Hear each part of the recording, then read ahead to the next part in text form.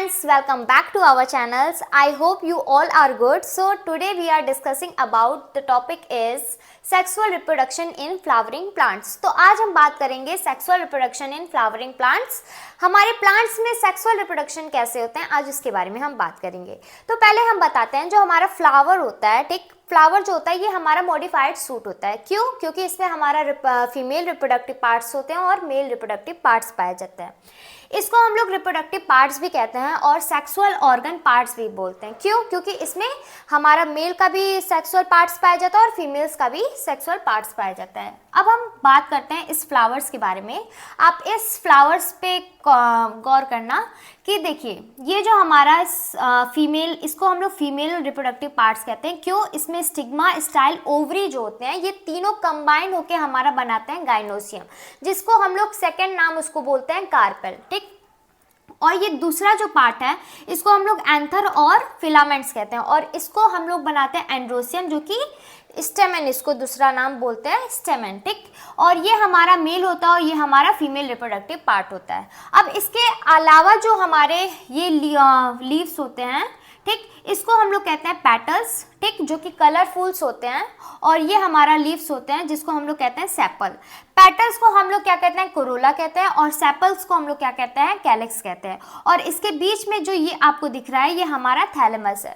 अब देखिए मैं आपको एक एग्जांपल देती हूँ। ये हमारे पास प्लांट्स हैं, ठीक, ये हमारे पास प्लांट है और ये हमारा फ्लावर है, ठीक।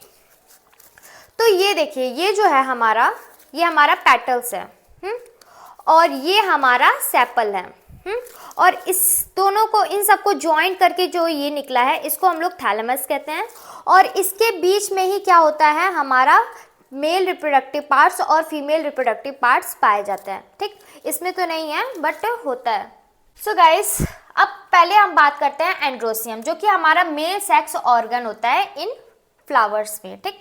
इसमें 3 पार्ट्स होते हैं स्टेमन में, ठीक, जैसे कि एंथर होता है, कनेक्टिव होता है और फिलामेंट्स होता है। जैसे कि आप ये देख सकते हो फ्लावर, ये हमारा क्या होता है कि ये हमारा एंथर है, ये हमारा फिलामेंट्स है, और इन दोनों को कनेक्ट जो करता है उसको हम लोग कनेक्टिव कहते हैं। और लास्ट में हमारा थैलेमस है, ठीक। अब क्या होता है, ईच लोब्स हैव 2 माइक्रोस्पोरेंजियम्स। ये क्या होता है, ये हमारा लोब्स होता है, मीन्स कि एक लोब इसे कहेंगे, इसे दूसरा लोब्स कहेंगे, और इन दोनों को हम लोग क्या कहेंगे? बाइलोब्यूलर। और गाइस हमारे एक लोब्स में हमारे 2 माइक्रोस्पोरेंजियम्स पाए जाते हैं, माइक्रोस्पोर्स कहते हैं उसको, ठीक। एक लोब्स में क्या होते हैं? 2 माइक्रोस्पोर्स होते हैं, और अगर हमारे पास बाइलोब्यूलर है तो इसमें 4 माइक्रोस्पोर्स प्रेजेंट होंगे, 4 माइक्रोस्पोर्स प्रेजेंट होंगे, ठीक। अब क्या होता है कि किसी प्लांट्स में यूनिलोब्यूलर भी होते हैं, मतलब एक लोब्स भी पाए जाते हैं।